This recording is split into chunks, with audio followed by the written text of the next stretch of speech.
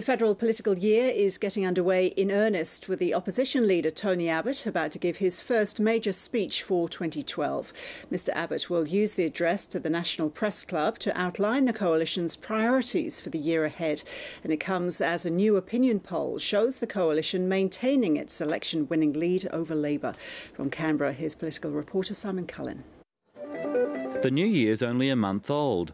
There's been a pokies backflip and an ugly protest that cost a prime ministerial staffer his job.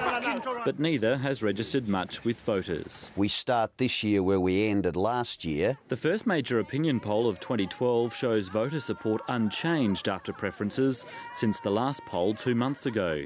For Labor, it's dangerous territory. We've taken tough decisions last year, many of them. We pay a price in the polls in the short term. But governments have got to be about the long term. On the question of who would make the better Prime Minister, the gap has narrowed, although most voters seem unimpressed with both options. What we have here is a situation where both leaders are reasonably unpopular.